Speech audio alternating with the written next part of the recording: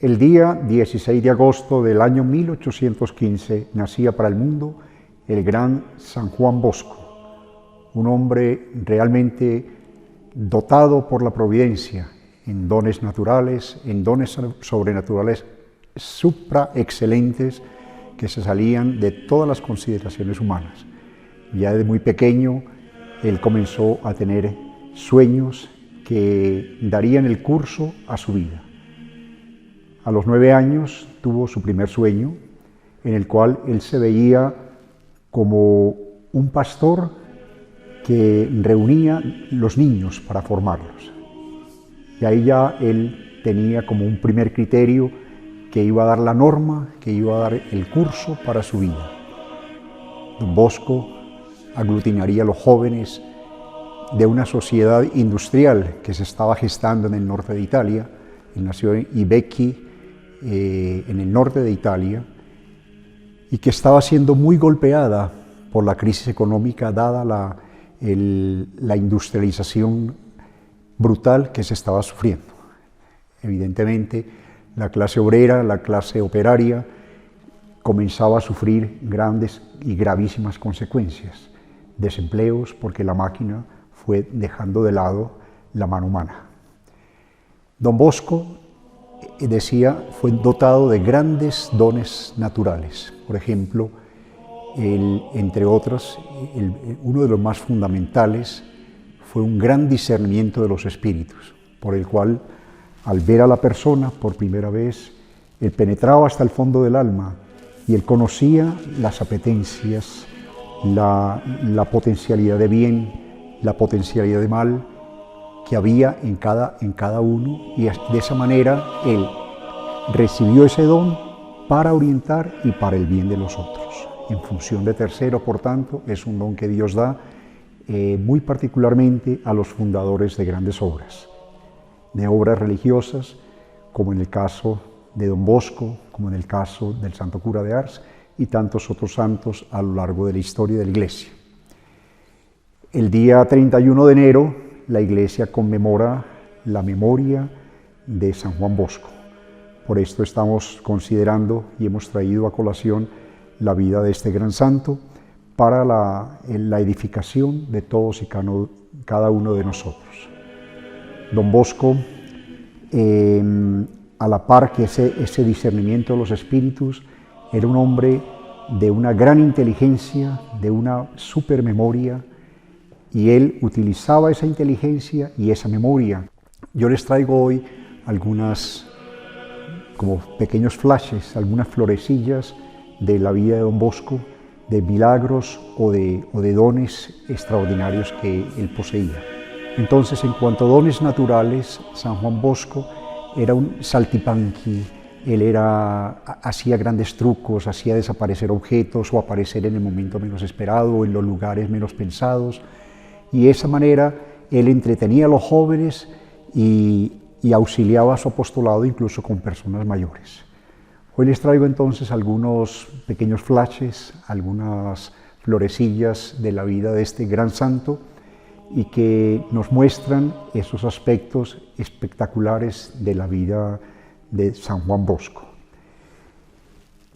Cuando él era estudiante, por lo tanto todavía muy joven, ya se caracterizaba por tener una inteligencia y una memoria fabulosa. Por ejemplo, un día caminando muchos kilómetros para ir a la parroquia más próxima y asistir a la homilía del sacerdote y a la Santa Misa que allí se celebraba, él prestó muchísima atención en todo lo que estaba escuchando en los labios del sacerdote. Terminada la misa, él se dirigió de nuevo a su casa materna en el campo, en pleno campo, porque era nítidamente campesino, un hombre de familia muy pobre, de escasos recursos, perdió a su padre a los 2 años de edad. Y entonces decía que después de haber estado en la misa, él paró por el camino, descansando un poquito a la sombra de un árbol, y a las tantas pasó un sacerdote que se llamaba Don Coloso. Y este sacerdote le llamó la atención la tranquilidad y la calma de este niño y comienza a preguntarle: tú conoces los sacramentos, asistes a la doctrina católica, asistes a la enseñanza del catecismo. Y empezó a hacerle una serie de preguntas.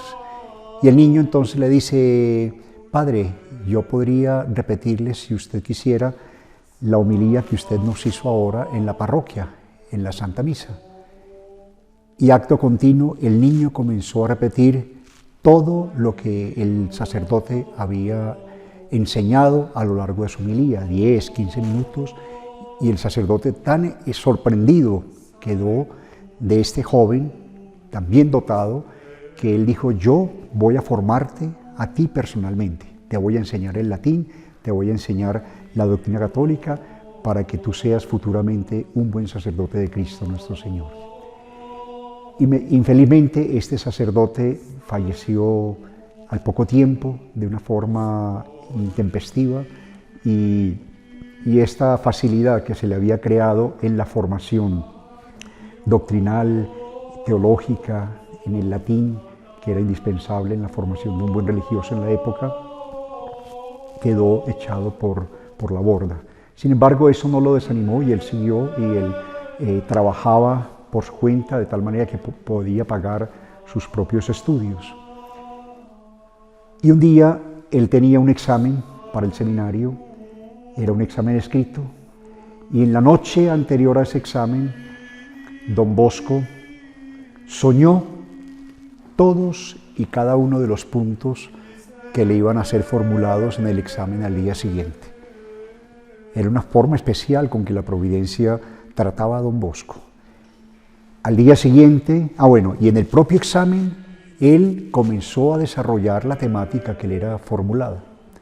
Al llegar al día siguiente, ante a la sala de clases, y se sorprende al ver que es justamente las preguntas que él había soñado las que le venían a colación en ese día.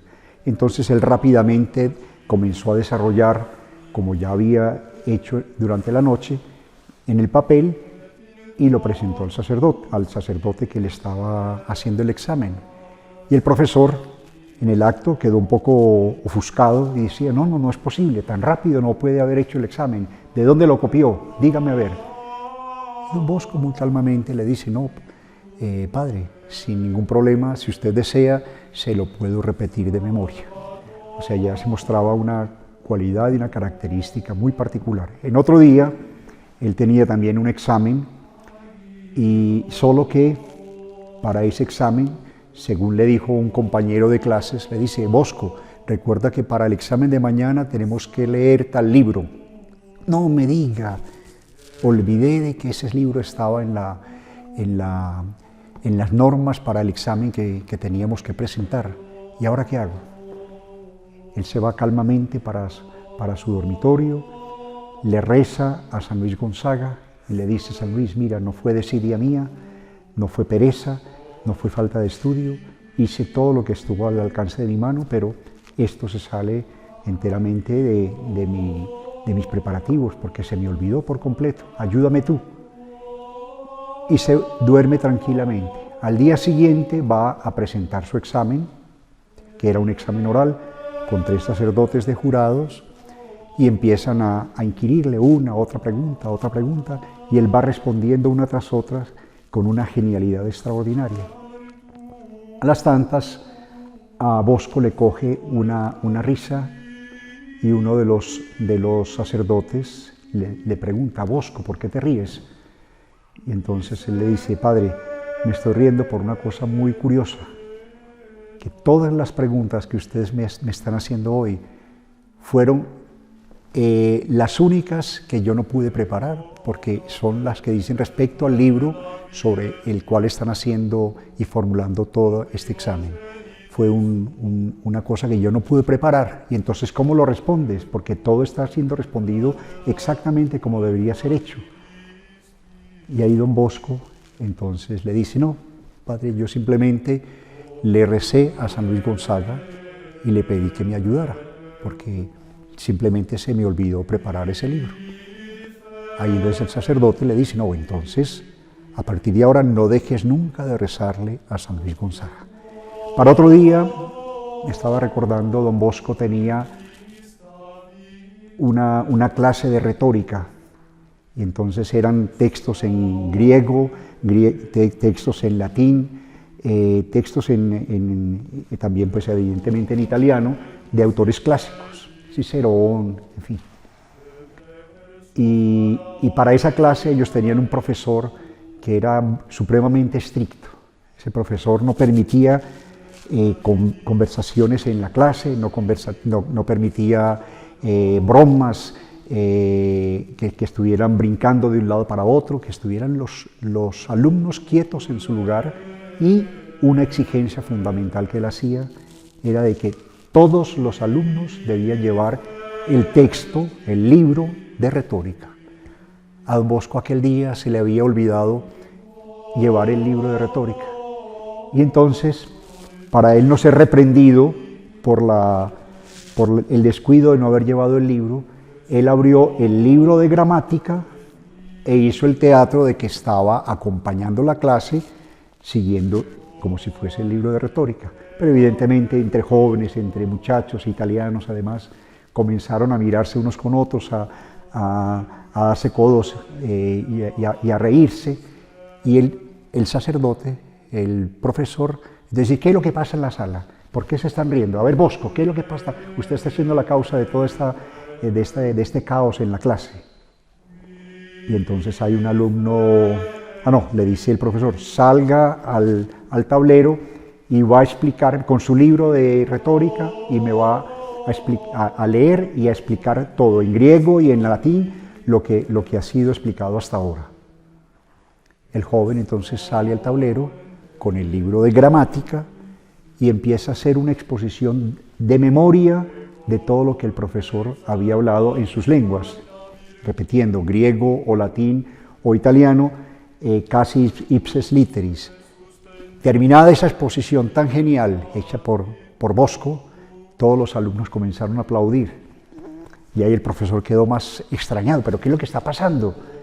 Y ahí un alumno dice: no, profesor, lo que pasa es que Bosco se le olvidó traer el libro de retórica, y sin embargo él acompañó su clase tan perfectamente que acaba de repetírsela como usted acaba de escuchar con tanta genialidad.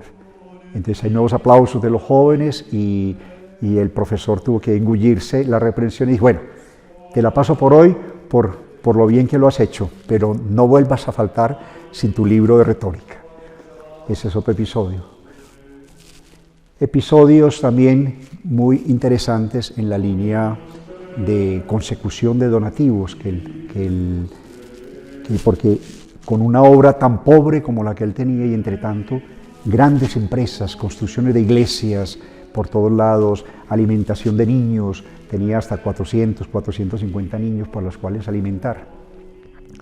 Un día entonces se va a visitar un marqués, y en el palacio del marqués, entre el salón de la casa, el salón principal de la casa, y el comedor, don Bosco, cuando se dirigía al comedor, pasó por una mesa preciosamente arreglada, con un lindo mantel, con unas piezas espectaculares en plata, vajillas en plata, y don Bosco, con el espíritu italiano, él comenzó a coger pieza por pieza y las iba metiendo en sus bolsillos, iba metiendo en el maletín que llevaba en la mano, siendo observado por las personas que estaban allí, incluido el marqués, que extrañados miraban con qué va a salir don Bosco ahora.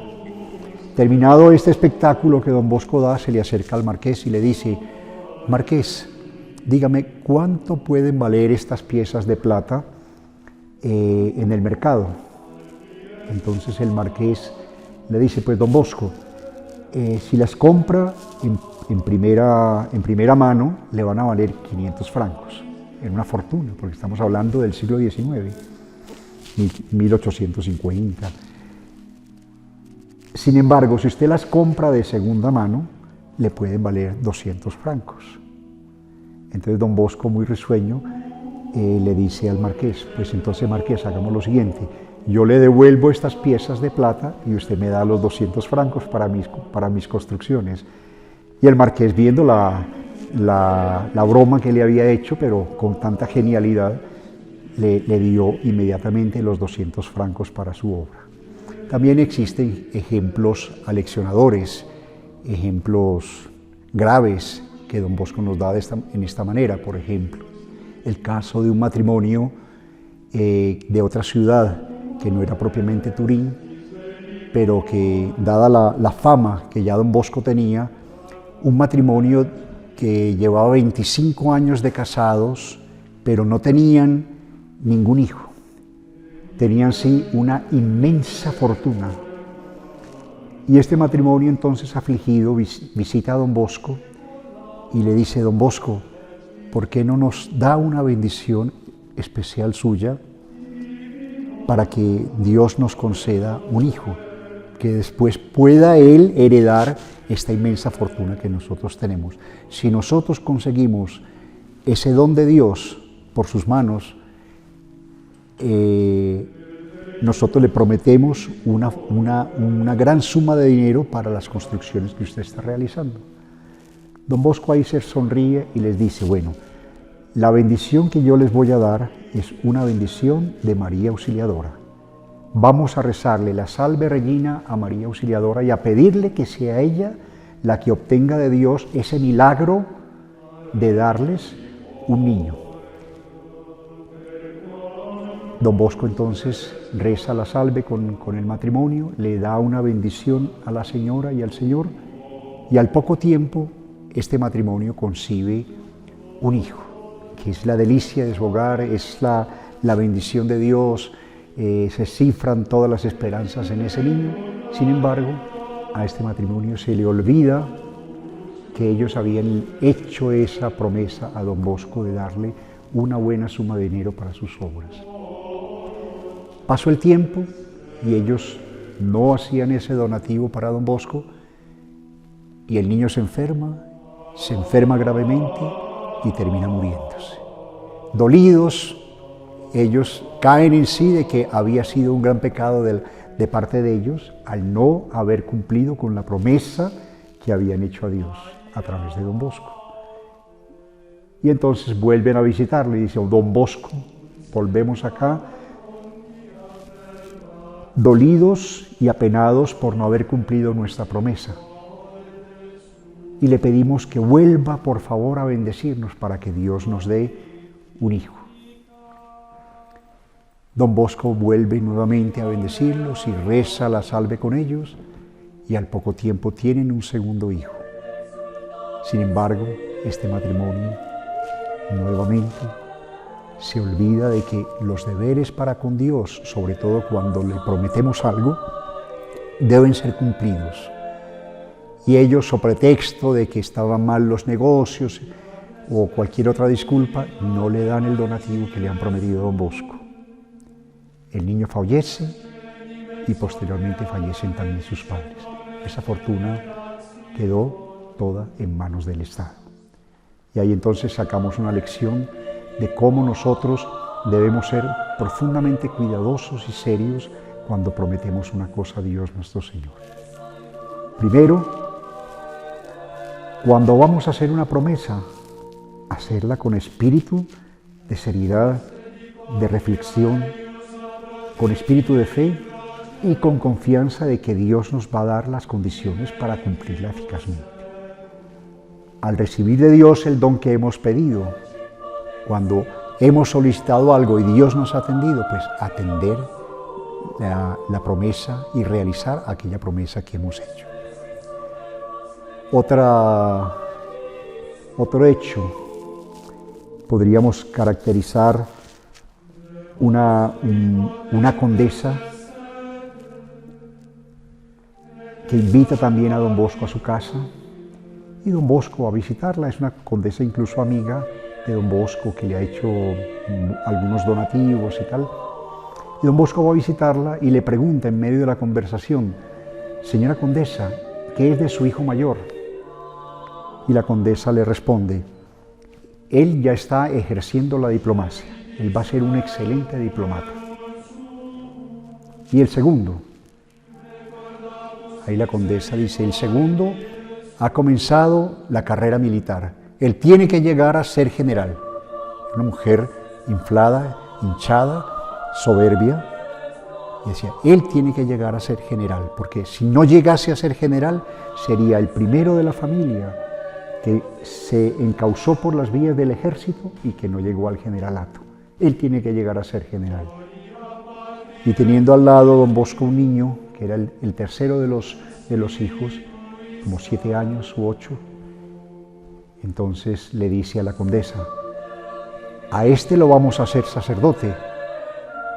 Y la condesa se quedó muda, estupefacta ante la afirmación de don Bosco. Y no salía palabra alguna de sus labios. Pasado un tiempo, unos segundos más, ella reacciona y dice de una forma fuerte, sacerdote nunca, primero muerto que sacerdote. Don Bosco entonces trata de hablar con la condesa para que ella reforme esa frase, que de alguna forma es algo que está atentando a la providencia, está atentando a Dios nuestro Señor. Y sin embargo, la condesa se reafirma en su postura y en su afirmación. Ella dice, sacerdote nunca, primero muerto que sacerdote. Don Bosco se queda un rato más en su casa y se despide cordialmente de la familia.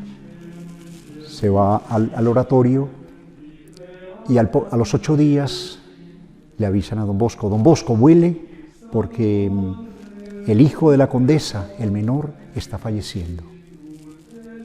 Él va a la casa de la condesa y de hecho se encuentra con el niño que está en las últimas. Le aplica los sacramentos, los santos óleos, le da la bendición, la absolución sacramental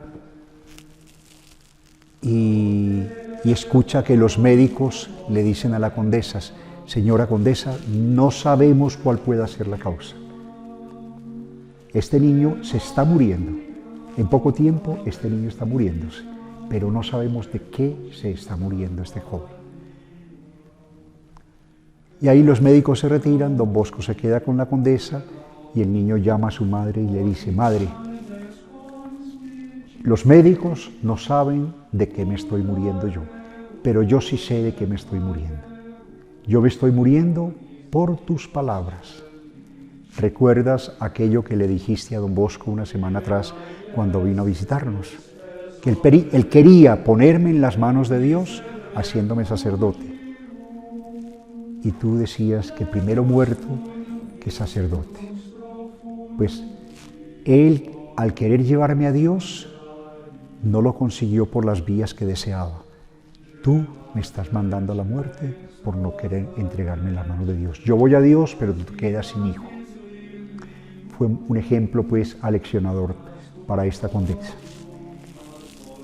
Así terminamos este programa del día de hoy, incentivando a todos ustedes a tenerle una profunda devoción a San Juan Bosco, pidiéndole a San Juan Bosco que Él alimente, que Él procure, que la gracia toque en nuestros corazones para que cotidianamente aumentemos nuestra devoción a María Santísima, que crezcamos en nuestra confianza filial a ella.